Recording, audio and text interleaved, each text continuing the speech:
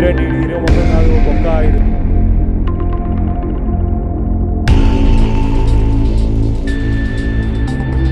నాది, నేను ఇలానే ఉంటాను. ఈవెన్ మీ చెల్లెల గురించి కూడా ఎలా ఉంది ఏంటి అని చెప్పేసి కామెంట్లు నాకు చాలా అందంగా కనిపిస్తుంది మా చెల్లి. కొంతమంది పని కట్టుకొని ప్రచారాలు చేయటం అమ్మ గురించి నాన్న గురించి ఇవన్నీ కూడా అలా జరుగుతున్నప్పుడు పిల్లలుగా మీకు దాన్ని ఎదుర్కోవడం అనేది ఎలా అనిపిస్తుంది? రాసే వాళ్ళకి ఎలా తెలుస్తుందని నాకు ఇప్పటికీ ఈ రోజుకి అర్థం కావట్లేదు. కామ్గా అయితే ఉంటుంది. Welcome to keep TV. నేను యజ్ఞమూర్తి. రేపు మన ముందు బబుల్ గన్ అనే ఒక సినిమా రాబోతుంది. ఆ సినిమాతోటి సుమ, రాజీవ్ కనకాల కుమారుడు రోషన్ హీరోగా పరిచయం కాబోతున్నాడు. సో గత కొద్ది రోజులుగా ఆ సినిమాకి సంబంధించిన ప్రమోషన్స్ ఎలా జరుగుతూ వస్తున్నాయో మనం చూసాము. రోషన్ ట్రైలర్లో కనిపించిన విధానం, అతని ఆ 3 నిమిషాల ట్రైలర్లోనే అతని పర్ఫార్మెన్స్ ఎలా ఉందో, సో ఎలాంటి అగ్రెసివ్ క్యారెక్టర్ చేశాడో మనం చూసాం. సో ఆ సినిమా అనుభవంతో పాటు తనలోని నటుడిని, సో అతను ఎలా చూడాలనుకుంటున్నాడు ఏంటి అనే విషయాల్ని అతని ద్వారానే తెలుసుకుందాం. హాయ్ రోషన్. నమస్కారం సార్. నమస్తే. బాగున్నాను. చాలా హ్యాపీ. Thank you. ఎందుకంటే రాజు నాకు 22-23 సంవత్సరాల నుంచి అవును సార్ పరిచయం, ఆ తర్వాత స్నేహంగా మారింది. రాజు కొడుకు హీరోగా వస్తున్నాడంటే సంతోషపడే వాళ్ళల్లో నేను కూడా ముందుంటాను. Thank you sir. సో అలాగే తను ఖచ్చితంగా సక్సెస్ కావాలని మనస్ఫూర్తిగా కోరుకుంటాను. Thank you so much sir. So Bubble Gum sir, so అందరికీ తెలిసినటువంటి ఒక వస్తువు, ఒక పదం అది. అవును సార్. సో అందరం కూడా చిన్నతనంలో బబుల్ గమ్ అంటే చాలా ఇష్టంగా నములుతూ, అవును సార్, వాటితోటి ఆ బబుల్స్ చేస్తూ చాలా హ్యాపీగా చేసేటువంటి ఒక వస్తువు అది. సో అలాంటి ఒక టైటిల్ పెట్టుకొని ఈరోజు మా ముందుకు రాబోతున్నారు మీరు. అవును సార్.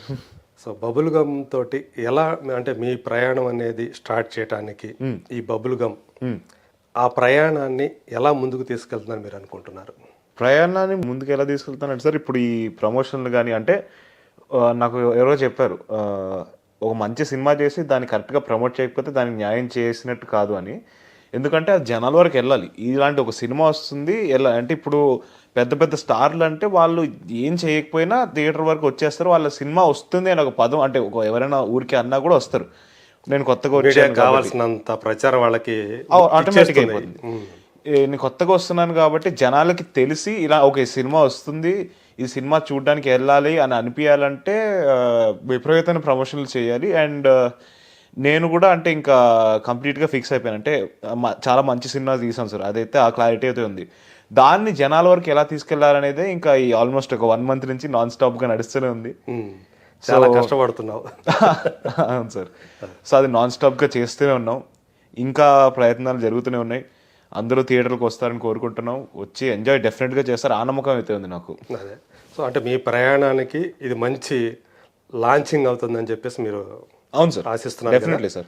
అంటే ఆ రోజు ప్రీ రిలీజ్ ఈవెంట్లో మీరు మాట్లాడిన మాటలు, అరే వీడి హీరోనా, అరే ఈడేంటి మస్తు కర్రగా ఉన్నాడు, ఈడు హీరో అంటే ఈడు హీరో ముఖం కాదు, బొక్క, ఈడు వేస్ట్ హీరో మెటీరియల్ కాదు, నేను ఇలానే పుట్టా, ఇలానే ఉంటా.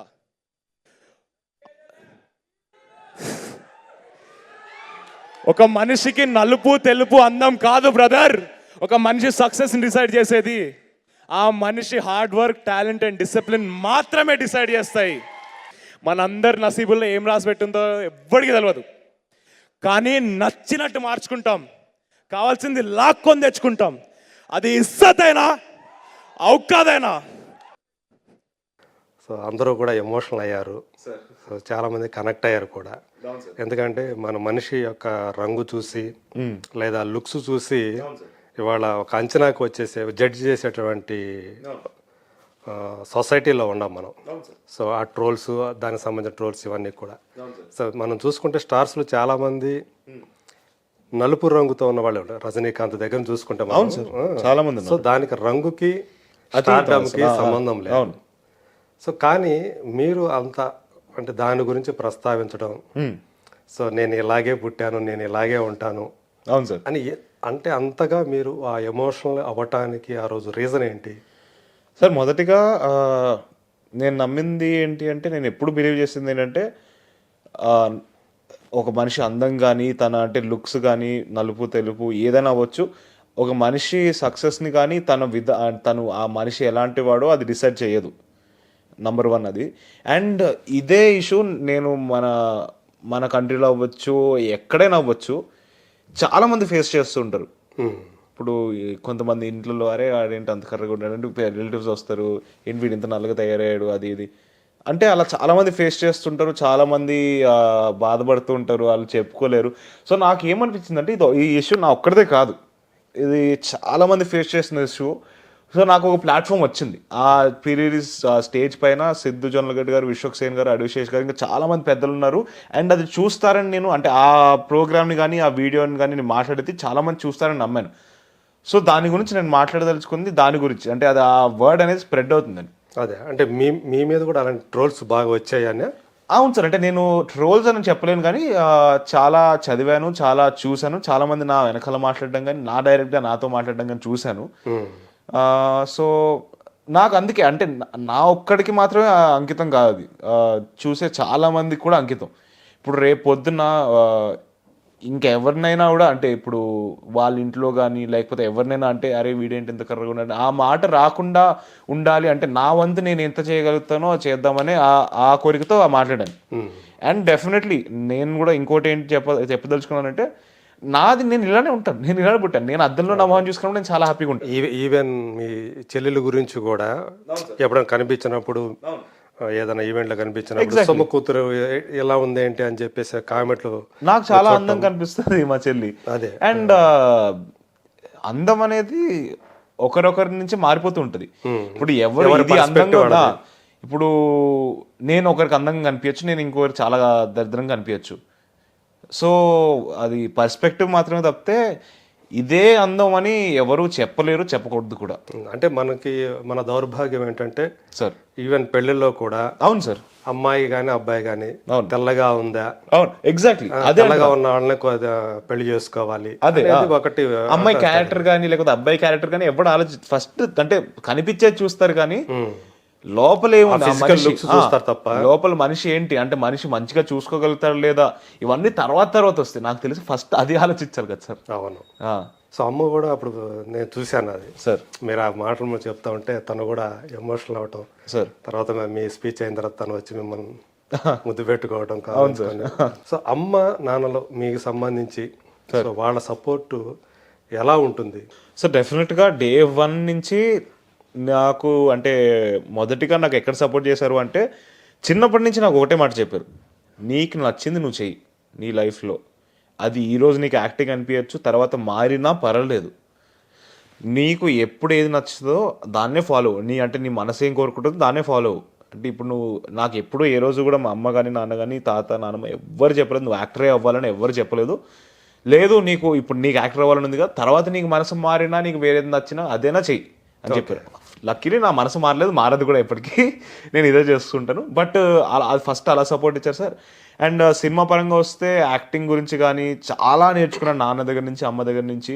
చాలా మందికి తెలియంది ఏంటంటే మా అమ్మ ఒక నేషనల్ అవార్డ్ విన్నర్. ఆవిడ యాంకరింగ్ స్టార్ట్ చేయకముందు ప్లేలు చేసేవారు. పుత్రకామేష్టి అని ఢిల్లీకి ఒక ప్లేని తీసుకొని వెళ్ళారు, స్టేజ్ ప్లే, దానికి బెస్ట్ యాక్ట్రెస్ అవార్డు కూడా వచ్చింది. సో ఆవిడ దగ్గర నుంచి కూడా చాలా యాక్టింగ్ టిప్స్ కానీ ఇవన్నీ చాలా తీసుకున్న రోజులు ఉన్నాయి. సో డెఫినెట్గా వాళ్ళిద్దరూ లేకపోతే మా తాత నాన్నమ్మ వీళ్ళు ఎవ్వరు లేకపోతే వాళ్ళందరూ కూడా యాక్టర్లే. వీళ్ళందరూ లేకపోతే నేను ఈరోజు అంటే ఇప్పుడు మీరు అంటున్న యాక్టింగ్ కానీ ఇప్పుడు చూస్తున్న స్క్రీన్లో యాక్టింగ్ కానీ ఏది అయ్యి ఉండేది కాదు. డెఫినెట్గా who I am today is completely because of my family. అదేలే.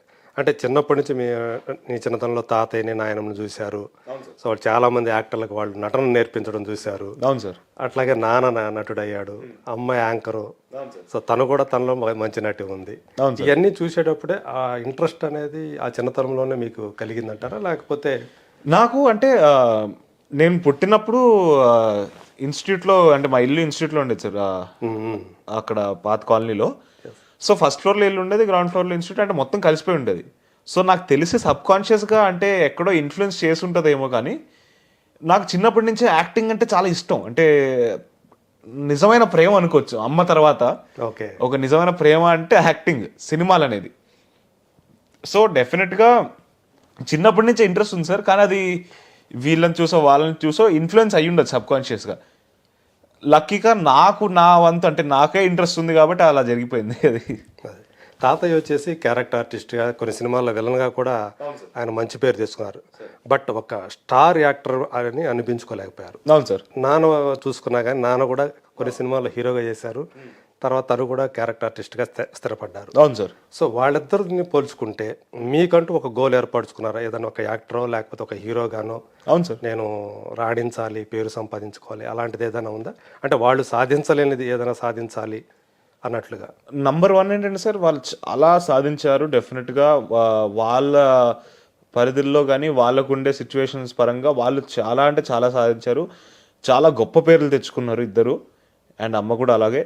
అండ్ నాకంటూ నా గోల్స్ ఉన్నాయి సార్ డెఫినెట్గా. అంటే వాళ్ళ గోల్స్ ఎలాగుంటాయో నాకు నా సపరేట్ గోల్స్ ఉన్నాయి.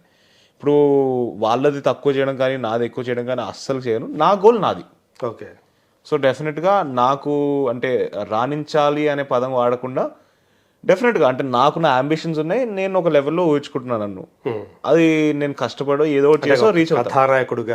కథానాయకుడుగా అనొచ్చు. ఎస్, కథానాయకుడుగా అండ్ ఆ స్టోరీని డ్రైవ్ చేసే క్యారెక్టర్గా. ఓకే. అంటే అది కథానాయకుడే అవ్వచ్చు. సో అలా డెఫినెట్గా నేను పేరు తెచ్చుకోవాలని కోరుకుంటున్నా. అండ్ అది నా కోరిక సార్. అండ్ వాళ్ళ సందర్భాలు వాళ్ళకు ఉండే సిచ్యువేషన్స్ డెఫినెట్గా వేరు. తాతకి అప్పుడు నాకు బాగా గుర్తు, నాన్న చెప్తాడు, ఇన్స్టిట్యూట్ అప్పుడు ఫస్ట్ యాక్టింగ్ ఇన్స్టిట్యూట్ మొదలెట్టి టీచింగ్ చేశారు చెన్నై మద్రాస్ ఫిల్మ్ ఇన్స్టిట్యూట్లో.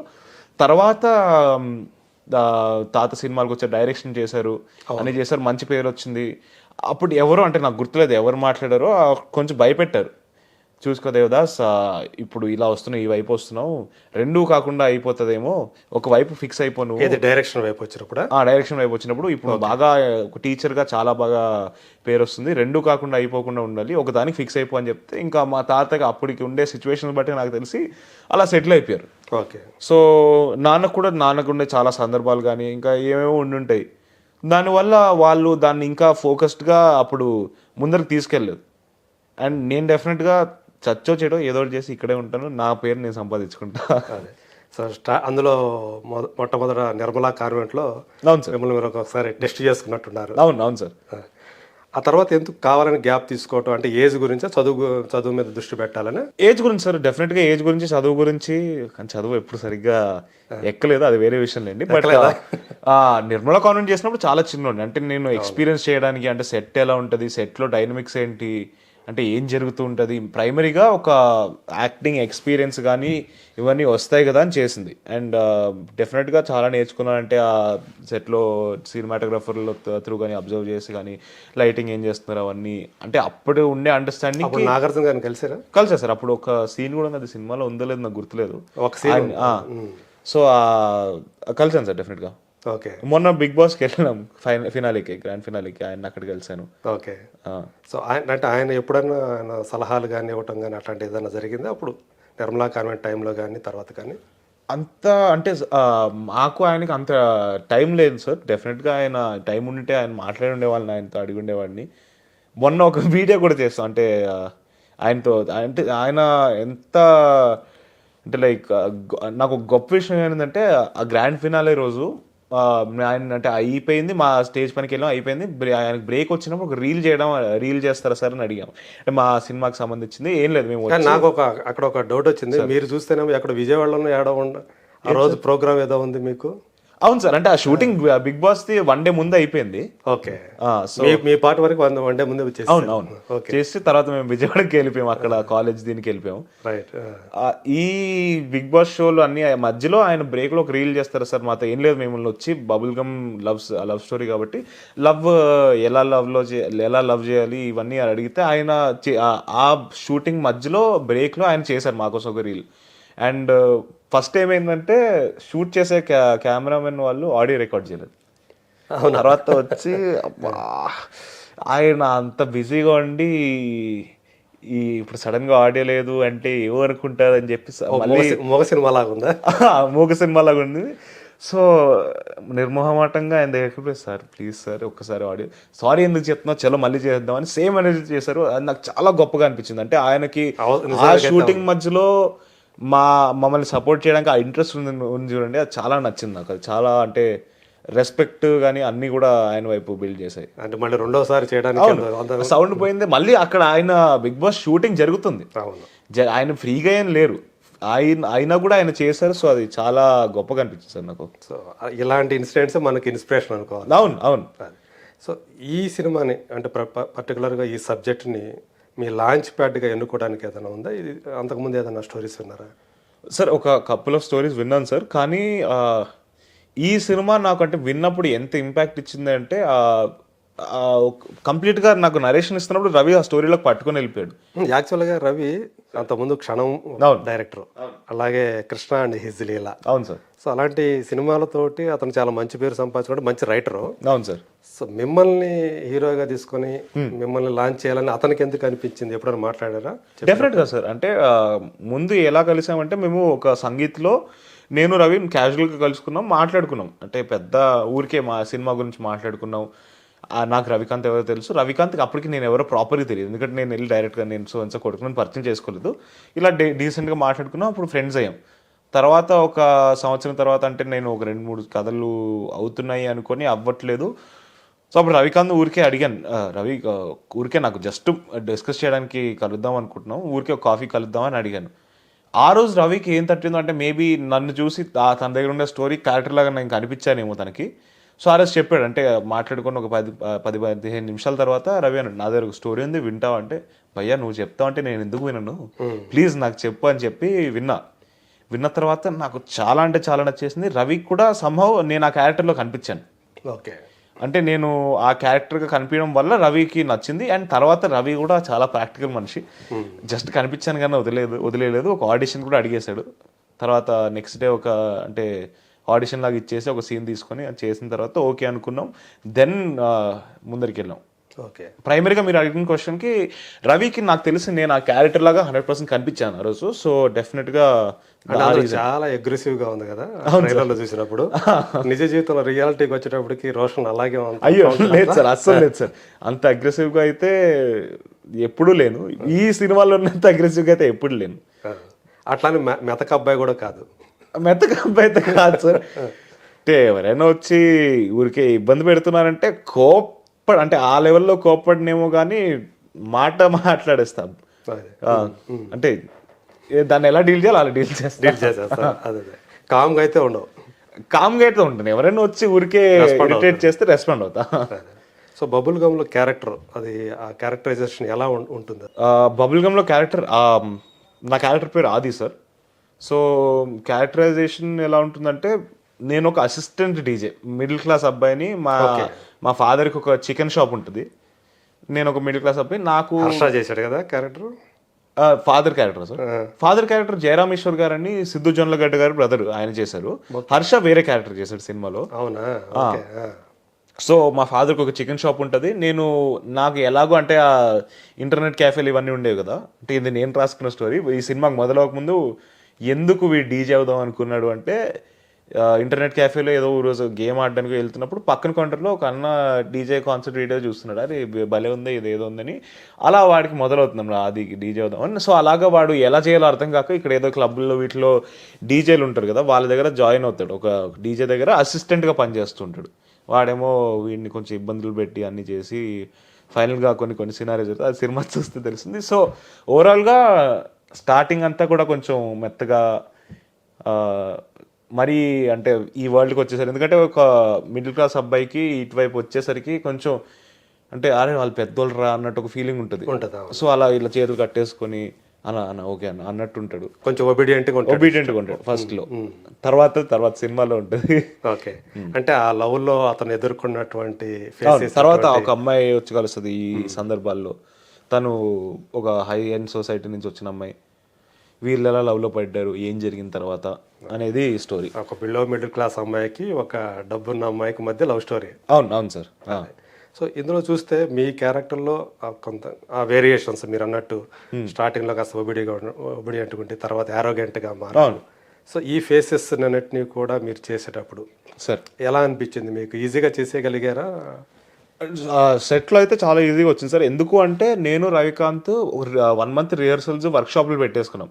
అంటే ప్రతి సీన్ని తీసేసుకొని ఈ సీన్ ఇలా చేద్దాం అలా చేద్దామని రవి నాకు డిస్కస్ చేశాడు. అండ్ అన్ని ఇద్దరు డిస్కస్ చేసుకొని సెట్ పైనకి వెళ్ళాం కాబట్టి ఈజీగా అయిపోయింది సెట్లు. ఓకే. అండ్ ఎలా అనిపించింది అంటే సార్ నాకు ఒక థ్రిల్ ఇస్తుంది సార్. అంటే ఇప్పుడు నేను ఎలాంటి వ్యక్తిని అంటే ఇప్పుడు ఏడ్చే సీన్ ఉందనుకోండి, అది ఒకవేళ అది కరెక్ట్గా చేయగలిగాను డైరెక్టర్కి నచ్చిందంటే ఆ మూమెంట్లో అదొక క్రేజీ థ్రిల్ ఇస్తుంది. సో అలా నేను ప్రతి సీన్ని ఈ సినిమాలో ప్రతి సీన్ని ఎంజాయ్ చేశాను చేసేటప్పుడు. ఓకే. సో డెఫినెట్గా మొత్తం సినిమా అంతా కూడా చేసేటప్పుడు ఒక క్రేజీ థ్రిల్ ఎనర్జీతో చేశాను.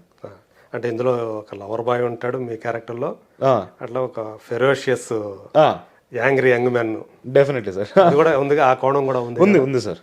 సో ఇలాంటి చేసేటప్పుడు నిజంగానే ఒక ఫుల్ మీల్స్ చేసామన్న ఫీలింగ్ ఏమైనా ఇచ్చిందా ఇది?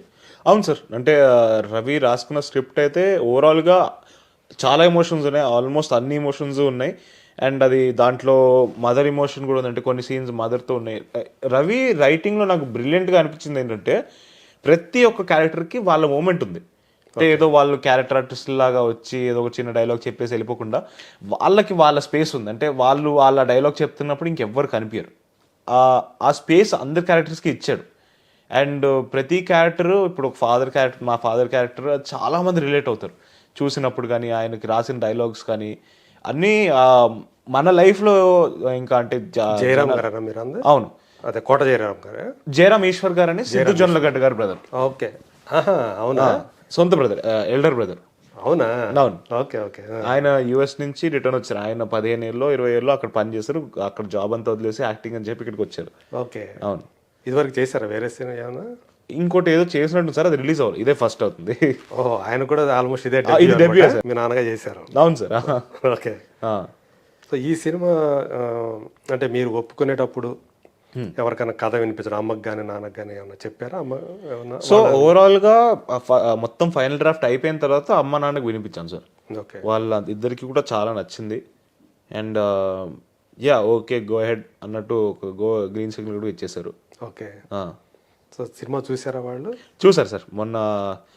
ఇంకా అంటే ఫైనల్గా కొన్ని డీటెయిల్స్ మిక్స్లు ఇవన్నీ అవ్వాల్సినవి ఉన్నాయి, కానీ ఓవరాల్గా మ్యూజిక్తో ఇవన్నీ చూశారు, చాలా నచ్చింది. నాన్న జనరల్గా ఒప్పుకోడు, మరి కొన్ని సీన్లు చూసి చాలా బాగా చేసావురా అన్నాడు. ఓకే. నాకు అది చాలా అంటే అమ్మ బాబాయ్ మా నాన్నకు నచ్చిందంటే ఓకే చేస్తుంటానేమో అనిపించింది నాకు. ఓకే. సెట్స్లో ఎప్పుడైనా సరే కో ఆర్టిస్టులు కానీ ఎవరైనా కానీ సార్ వాళ్ళ దగ్గర నుంచి ఏమన్నా కాంప్లిమెంట్స్ లాంటివి ఏమైనా అందుకున్నారు ఎప్పుడైనా? ఆ జ్ఞాపకాలు ఏమైనా ఉన్నాయా ఈ సినిమా సంబంధించి? ఒక సీన్ గుర్తుంది సార్. ఏది అంటే ఇప్పుడు మనకి ట్రైలర్లో లాస్ట్లో ఓ రోజు వస్తుంది వద్దనుకుని కనపడతా చెవులు మూసుకుని వినపడతా అని ఒక డైలాగ్ ఉంది. ఆ సీన్ ఒక మోనోలాగ్ ఉంటుంది నాది. అంటే ఆల్మోస్ట్ ఒక పేజ్ మోనోలాగ్ డైలాగ్ ఉంది. ఆ సీన్ చేస్తున్నప్పుడు నా ఫ్రెండ్ క్యారెక్టర్ కిరణ్ మచ్చా ఇంకా తర్వాత అనన్య అని వీళ్ళిద్దరు ఉంటారు. నేను మాట్లాడుతుంటాను అనమాట, డైలాగ్ చెప్తూ ఉంటాను. సో ఆ సీన్ అయిపోయిన తర్వాత నా కిరణ్ వచ్చి ఇలా చేయి చూపించాడు, మొత్తం ఇట్లా ఎగిరిపోయింది రోషన్, క్రేజీ చేసావు, గూస్ బంప్స్ మొత్తం నాకు లిటరల్గా చూపించాడు, ఇలా లేచేసి. సో అది నాకు చాలా బాగా అనిపించింది. రవి కూడా అప్పుడు చాలా బాగా చేస్తావు అని చెప్పారు. ఇంకా అది మీరు థియేటర్లో చూసి మీరు నచ్చుతుందని నమ్ముతున్నాను. అదే. సో అంటే ఫస్ట్ సినిమాకి మనం స్క్రీన్ మీద చూసుకున్నప్పుడు లేదా చేసేటప్పుడు మన బలాలేంటి మన బలహీనతలు ఏంటో తెలుస్తాయంట. అవును సార్. సో మీకు సంబంధించి మీ యొక్క స్ట్రెంగ్త్ ఏమనుకుంటున్నారు, మీ వీక్నెస్లు ఏమనుకుంటున్నారు? సార్ ఒకటైతే నేను ఆ బలాలు వీక్నెస్ల వైపు ఆలోచించిన ఎందుకు అంటే యాజ్ అన్ యాక్టర్ నేను ఏదైనా చేయగలగాలి. ఇప్పుడు ఏమైనా బలహీనత ఉంటే అది నేను కరెక్ట్ చేసుకోవాలి తప్పితే అది బలహీనత అని చెప్పను నేను. సో డెఫినెట్గా చాలా నేర్చుకోవడానికి ఉంది సార్, అది నేర్చుకుంటూనే ఉంటాను నేను ఎనీడే. నేను ఏ రోజైతే నేర్చుకోవడం అనేది ఆగిపోయిందో నేను ఆర్టిస్ట్గా చచ్చిపోయినట్టు. సో డెఫినెట్లీ నేను నా కెరియర్ ఎన్ని రోజులైతే బతుకున్నాను అప్పటి వరకు ఏదో ఒకటి నేర్చుకుంటూ ఉందామనే నా కోరిక. సో ఓవరాల్గా అయితే బాగానే నాకు అనిపించింది సార్ అన్ని ఈ స్క్రిప్ట్ పరంగా నేను బాగా చేశానని అనిపించింది. ఓకే, ఇంకా మీరు చూసి చెప్పాలి అది ఎవరి వీక్నెస్లు ఏమైనా కనిపించియా లేదా? అంతే, అది చెప్తే డెఫినెట్గా నేను తీసుకోవడానికి రెడీగా ఉన్నా. బికాస్ నాకు అది నేర్చుకొని దాన్ని ఇంప్రూవ్ ఎలా చేయాలని నాకు ఆ తపన ఉంది. కాబట్టి ప్లీజ్ డెఫినెట్గా మీకు ఏమనిపించినా నిర్మోహమాటంగా చెప్పేసేయండి. అదే అంటే ఒక యాక్టర్కి నవరసాలు అవును. పలికించగలగాలంటారు కదా, అవును. అవన్నీ మీరు ఆల్రెడీ మీ ఫ్యామిలీ నుంచి మీకు వచ్చేసి ఉంటాయి సార్ సో మంచి ట్రైనర్స్ ఉన్నారు కాబట్టి మీ ఫ్యామిలీలోనే. సో అది మెయిన్ మనకి. అట్లాగే యాక్షన్లు చేయగలుగుతున్నామా లేదా డాన్సులు చేయగలుగుతున్నామా, ఒక హీరోకి కావాల్సినటువంటి రైట్ బేసిక్ థింగ్స్ అనుకుంటాను. సో ఇవన్నీ కూడా ఫస్ట్ సినిమాలో బాగానే చేశాడు అని ఇప్పటికే, అంటే సినిమా రిలీజ్ కాకముందే ఆ పేరు అయితే వచ్చింది. బట్ యాక్టర్గా మీరు ఎలా చేశారంటే మీరు అన్నట్టు సినిమాలో మాత్రమే మేము తెలుసుకోవాలి అది. అంతే. సో ఇప్పుడు మీతో పాటు ఒక 3-4 రోజుల తేడాతోటి ఆకాష్ సినిమా కూడా వస్తుంది, సునీత గారి అమ్మాయి. Right right right. సో మీకు పరిచయమైన ఆకాష్ మీకు? కొంచెం పరిచయాలు ఉన్నాయి సార్, అంటే మరీ ఎక్కువ క్లోజ్ ఏం కాదు, అప్పుడప్పుడు కలిసాం సార్. నాకు తెలిసి అయితే సుమ గారు సునీత గారు అయితే మంచి అవును పరిచయం, అవును సార్, సన్నిహితులే. అవును. సో వాళ్ళిద్దరు పిల్లలు కూడా ఈరోజు హీరోలుగా ఇంట్రొడ్యూస్ అవుతూ ఉండటం. అవును అవును. సో అంటే మీకు అంటే ఆకాష్ తోటి ఎక్కువ పరిచయం లేదు సార్, అంటే అప్పుడప్పుడు ఏదో టచ్లో ఉండి మెసేజ్ ఏమైనా ఆల్ ది బెస్ట్ అంతవరకే ఉంది, కానీ పెద్ద పరిచయం లేవు. బట్ కలిసాం సార్, 2-3 సార్లు కలిసాం. కాకపోతే ఇన్సిడెంట్ ఇద్దరు ఒకే టైంకి లాంచ్ అవుతుండటం మాత్రం అది ఒక వార్తలాగా అయ్యింది. అవును అవును. సో అంటే సునీత గారు మీకు ఏమన్నా విషెస్ చెప్పడం కానీ అట్లాంటి జరిగినాయా? డెఫినెట్గా సార్, అప్పుడు ముందు ట్రైలర్ ఏదో లాంచ్ అయినప్పుడు అమ్మకి మెసేజ్ పెట్టారు, నచ్చిందని చెప్పారు. ఓకే. అండ్ ఆకాష్ కూడా ట్రైలర్ చాలా బాగుంది, నేను చూశాను. సర్కార్ అవును అవును, బాగుంది, చాలా న్యాచురల్గా ఒక అర్తి స్టోరీ లాగా ఉంది. అదే ఒక సోషల్ స్టిగ్మా మీద తీసిన సినిమా అని చెప్పి వాళ్ళు చెప్తున్నారు. అవును. రాఘవేంద్రరావు గారు దానికి బ్యాకింగ్ ఉన్నారు. అవును సార్. సో మీకు సంబంధించి అంటే ఈ బబుల్ గమ్ తర్వాత మీకు ఏదైతే వస్తుందో ఫీడ్బ్యాక్ అనుకోండి, ఇంకోటి అనుకోండి, దాని మీద డిపెండ్ అయ్యి నెక్స్ట్ ఫిల్మ్ చేద్దామన్న ఆలోచనతో ఉంటారా, లేకపోతే ఆల్రెడీ వేరే సెకండ్ మూవీ కూడా ప్లాన్ చేసేసుకున్నారా? వింటున్నా సార్ నేను ఇప్పుడు ప్రస్తుతానికి. అది చూడాలి ఎంతవరకు ఏది ముందరికి వెళ్తుంది అనేది. బట్ రిజల్ట్ బట్టి చేయడం అనేది నేను అది ఎప్పుడు అనుకోలేదు సార్. నా మెయిన్ మోటో, నేను సినిమా చేస్తే అది మంచి కథ అయి ఉండాలి. ఓకే. సో ఒకవేళ నాకు ఒక అద్భుతమైన కథ నా చేతిలోకి వచ్చింది అంటే డెఫినెట్గా చేస్తాను, అది రిజల్ట్కి సంబంధం లేకుండా చేస్తాను. ఓకే. రిజల్ట్ వల్ల డిసైడ్ అవ్వను, అది చెప్పదలుచుకున్నాను. సో ఇంకొకటి లాస్ట్కి వచ్చాను, మామూలుగా అయితే అడగకూడదు కానీ అడగదలుచుకున్నాను. Okay sir. సో మీకు సంబంధించి మీ ఫ్యామిలీ అంట ఒక మీడియాలోని కొంతమంది పని కట్టుకొని ప్రచారాలు చేయటం, అమ్మ గురించి నాన్న గురించి, ఇవన్నీ కూడా అలా జరుగుతున్నప్పుడు పిల్లలుగా మీకు దాన్ని ఎదుర్కోవడం అనేది ఎలా అనిపిస్తుంది? వార్తలు చదువుతున్నప్పుడు సో అమ్మా నాన్న విడిపోతున్నారంట, విడాకులు తీసుకుంటున్నారంట, ఈ వార్తలన్నీ ఒక సైడ్ వస్తూ ఉంటే అటు అమ్మ గాని ఇటు నాన్న గాని వాడికి సంజాషి కాదు, మేమంతా కలిసే ఉండాము అంటే నాకంటే తెలుసు, నాకు ఎగ్జాక్ట్లీ తన స్నేహితుడిని కాబట్టి నాకేం జరుగుతుంది ఏంటి, నాన్నప్పుడు ఎందుకు తాతయ్యకి ఆరోగ్యం సరిగా లేకపోతే అక్కడ ఉండాల్సి రావటం ఇవన్నీ నాకు తెలుసు కాబట్టి ఓకే. నేను ఇద్దరు విడివిడిగా ఉంటున్నారు, ఇలాంటి వార్తలన్నీ చూసేటప్పుడు మీకేమనిపించేది? అంటే నాకు నవ్వొచ్చేది సార్, ఎందుకంటే ఇలా ఫోన్లో చూస్తాను, నేను వీళ్ళని అడుగుతాను ఏంటి మీరేమైనా ఇలా అవుతుందంటే ఏం లేదు, నీకేంటి అంటే వాళ్ళకి తెలియదు, నాకు తెలియదు, వీళ్ళు ఎలా రాస్తున్నారు నాకు అస్సలు తెలియదు. అంటే రాసే వాళ్ళకి ఐదర్ వాళ్ళిద్దరికి తెలిసి ఉండాలి, అంటే వాళ్ళిద్దరు విడిపోతున్నారు అని రాసిన మా అమ్మ కానీ మా నాన్న కానీ ఎవరికో ఒకరికి తెలిసి ఉండాలి. సరే వాళ్ళిద్దరికే తెలియదు అనుకుందాం, నాకు కొడుకుగా నాకు ఇంకా ఫస్ట్ తెలుస్తుంది, నాకే తెలియదు. రాసే వాళ్ళకి ఎలా తెలుస్తుందని నాకు ఇప్పటికీ ఈ రోజుకి అర్థం కావట్లేదు. సో చాలా నవ్వు వచ్చేది, అంటే ఎందుకంటే నాకు తెలుసు ఇద్దరు హాయిగా ఉన్నారు, మంచిగా ఉన్నారు, ఎటువంటి అలాంటివి జరగట్లేదు, జరగవు కూడా అని నాకు క్లియర్గా తెలుసు. సో నాకు నవ్వొచ్చేది, అంటే ఏ రోజు పెద్ద బాధగా అనిపించలేదు, ఎందుకంటే నాకు క్లారిటీగా నాకు కావాల్సింది ఏంటి, వాళ్ళిద్దరు బాగున్నారా, హాయిగా ఉన్నారా, నా కళ్ళ ముందు కనిపిస్తుంది, నాకు తెలుస్తుంది. సో అది నాకు హ్యాపీనెస్ ఇచ్చేది, అది నాకు సరే. ఎప్పుడన్నా అంటే చూసి ఇలా రాస్తున్నారు ఇలా ఇంట్లో ఎప్పుడన్నా అనుకుంటారా? అంటే నేను ర్యాండమ్ గా నేను ఒకసారి ఏదో ఫోన్ వాడుతున్నప్పుడు సోషల్ మీడియాలో ఎక్కడ చూశాను, అది చూసిన తర్వాత అడిగాను నేను ఒకరోజు, ఎవరిని అడిగావు? అమ్మ నాన్న ఇద్దరిని అడిగారు. అంటే ఏంటి అంటే నాకు తెలియకుండా మీరు ఏంటి ఏం జరుగుతుందని అడిగితే వాళ్ళు నవ్వారు, మాకే తెలియదు అంటే వీళ్ళకెలా తెలుసో వాళ్ళు అంటున్నారు. ఓకే. సో అది చాలా ఫన్నీగా అనిపించింది నాకు. అదే నవ్వుకో ఆ, అది అంటే కాన్స్టెంట్గా ఒక పీరియడ్ అంతా కూడా అట్లాగే. అంటే ఫస్ట్ టైం చూసినప్పుడు షాక్ అనిపించింది, ఎందుకంటే అప్పటికి వాళ్ళని అడగలేదు కాబట్టి. అదే ఫస్ట్ టైం ఇలా చూసినప్పుడు ఏంటి నిజంగానేనా అని నాకు అనిపించింది. తర్వాత వాళ్ళని అడిగిన తర్వాత నవ్వు వచ్చింది. ఇంకా తర్వాత అలవాటు అయిపోయింది. ఓకే. సో ఇప్పుడైతే అది ఒక పాస్ట్ ఇవన్నీ. సో అంటే మన ఒక సెలబ్రిటీల పబ్లిక్ ఫిగర్స్ లైఫ్ అన్నింటిలో కూడా ఇలాంటి ఫేస్ చేయాల్సి వస్తూ ఉంటాయి. అవును. సో ఇందాక మీరు ఒకటి అన్నారు కదా, నాకు సరిగ్గా చదువు మీద పెద్దగా ఎందుకని. ఎందుకు అంటే సార్ మా అమ్మ ఒక మాట చెప్పింది నాకు. చిన్నప్పుడు స్కూల్కి వెళ్తున్నప్పుడు, అరే మార్క్స్ ఇంపార్టెంట్ కాదురా, నువ్వు నేర్చుకునే నాలెడ్జ్ ఇంపార్టెంట్ అని చెప్పింది. ఫిక్స్ అయిపోయాను. అది మైండ్ మార్క్స్ ఇంపార్టెంట్ కాదు అని ఫిక్స్ అయిపోయాను. ఓకే. అండ్ అలాగే నాకు చిన్నప్పటి నుంచి కూడా యాక్టింగ్ పైన ఇంట్రెస్ట్ ఉండింది. నాకు ఎప్పటి నుంచో ఫిక్స్ అయింది అటు నేను చేస్తే యాక్టింగే చేస్తాను, ఇంకేం చేయను అని ఫిక్స్ అయిపోయాను. కాబట్టి పర్లేదు, ఏదో ఒకటి చదువుదాం, పాస్ అయిపోయేంత వరకు చదువుకుంటే సరిపోతుంది. అంటే నేను ఎలాంటి అంటే బాగా చదువుకున్నా కూడా ఎగ్జామ్స్ రాయబుద్ది కాదు, ఫిక్స్ అయిపోయాను నేను కాదు. సో అలాగా అంటే మంచి స్టూడెంట్ వరకు చూసుకుంటే మంచి స్టూడెంటేనా, లేకపోతే డుమ్మాలు కొట్టడం ఉండేదా? డుమ్మాలు కొన్నిసార్లు అయ్యాయి సార్. సో అది కూడా జరిగింది. మంచి స్టూడెంట్ అయితే అనలేను, మంచి స్టూడెంట్. ఎక్కడ చదువుకున్నాడు? ఎందుకు రోషన్ ఎక్కడ చదువుకున్నాడు? నేను ఈ ఫస్ట్ డిపిఎస్లో జాయిన్ అయ్యాను సార్, తర్వాత శ్లోకా అనే స్కూల్లో జాయిన్ అయ్యాను, తర్వాత ఓక్రిడ్జ్ అనే స్కూల్లో జాయిన్ అయ్యాను 11th 12th. దాని తర్వాత కళింగ యూనివర్సిటీ అని డిస్టెన్స్ ఎడ్యుకేషన్ చేశాను, కరెస్పాండెన్స్. ఓకే. అది అప్పుడు కోవిడ్ టైమ్స్ కూడా ఉన్నాయి, సో డిస్టెన్స్ ఎడ్యుకేషన్ ఆన్లైన్ దాంట్లో జరిగింది. ఓకే. అలాగా కంప్లీట్ డిగ్రీ వరకు ఎలాగోలా కొట్టుకుంటూ వచ్చి కంప్లీట్ చేస్తాను. సో మొత్తానికి డిగ్రీ హోల్డర్ అయితే. సో ఇప్పుడైతే ఫుల్ ఫోకస్ యాక్టింగ్. అంతే సార్. ఓకే. సో మీకు ఒక యాక్టర్గా కానివ్వండి, ఒక పర్సనాలిటీ పరంగా కానివ్వండి, రోల్ మోడల్ అంటే ఎవరని అనుకోవచ్చు? సార్ చాలామంది ఉన్నారు సార్, బట్ ప్రైమరీగా నాకు ఇన్స్పిరేషన్ ఇచ్చేది మా అమ్మ మా నాన్న. అంటే వాళ్ళని పడిన కష్టాలు నేను కళ్ళారా చూశాను. అంటే నాకు క్లోజెస్ట్ ప్రాక్సిమిటీలో వాళ్ళ అంటే జర్నీని చూశాను నేను.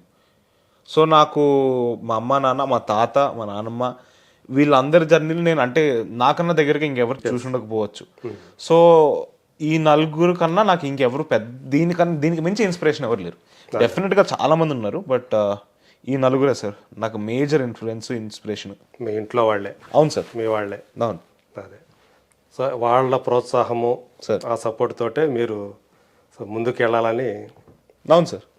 ఇంకా కావాల్సింది ఏముంది, ఇంకా అమ్మ నాన్నలు ఇద్దరు కూడా అదే ఫీల్డ్లో ఉండటము. అవును సార్. సో అర్థం చేసుకునే వాళ్ళు ఉంటారు. అవును అవును. సో అట్లా మీ కెరీర్ని బిల్డ్ చేసుకోవాలని చెప్పేసి ప్లాన్ చేసుకుంటున్నారు. అంతే సార్. ప్లానింగ్ అయితే ఉంది కదా? ఉంది సార్. కెరీర్ ప్లానింగ్ అయితే ఉంది కదా? ఉంది. సో ఒకవేళ అంటే హీరోగా అంటే ఎవరికైనా హీరో కావటం, తర్వాత స్టార్ హీరో కావటం అనేది, సో ఈ ప్రాసెస్లో మీ నుంచి కూడా ఏమైనా ఒక ప్రొడక్షన్ హౌస్ ఏమైనా వచ్చే అవకాశం ఉందా? అట్లాంటిది ఏదన్నా ఎప్పుడన్నా? నాకు డెఫినెట్గా ఇంట్రెస్ట్ ఉంది సార్. అంటే లైక్ అంత డబ్బులు సంపాదించిన తర్వాత ఆలోచన పెట్టుకుంటా, బట్ ఇప్పటివరకు అయితే అంత డబ్బులు నేను సంపాదించలేదు. బట్ నాకు ఇంట్రెస్ట్ ఉంది సార్, ఎందుకంటే నాకు ఒక ఆపర్చునిటీని క్రియేట్ చేయాలని ఉంది జనాలకు కానీ, వేరే బయట నుంచి వచ్చే వాళ్ళకి కానీ, చాలా మందికి. అంటే ఇప్పుడు నాకు మనిషి ఒక మాట చెప్పాడు, privilege is the umbrella that you keep others you don't have the privilege for అని. సో ఆ అంబ్రెల్లాని అలా పట్టుకొని తీసుకెళ్ళాలని ఉంది. సో ఆ డబ్బులు సంపాదించిన తర్వాత డెఫినెట్గా నాకు కూడా ఒక ప్రొడక్షన్ హౌస్ పెట్టాలన్న కోరిక ఉంది. ఓకే. సో అది ఎప్పుడవుతుందో తెలియదు, కానీ ఆ ఐడియా అయితే ఉంది సార్. ఈ సినిమా సంబంధించి మీరు అందుకున్నటువంటి ఫస్ట్ చెక్ చెప్పచ్చా మాకు? చెక్ వచ్చింది అసలు? అది చెక్ లేకపోతే ఇంకా ఆ కోరికలు ఇంకా అందుకోలేదు సార్. నాకు ఫస్ట్ సినిమా అయితే వచ్చింది. సో ఆ మాటలు మాట్లాడకూడదు అనుకుంటా, చంపేస్తారు సార్. ఇది వదిలేసే. నిర్మలా కాన్వెంట్ అప్పుడు ఏమైనా ఇచ్చారా?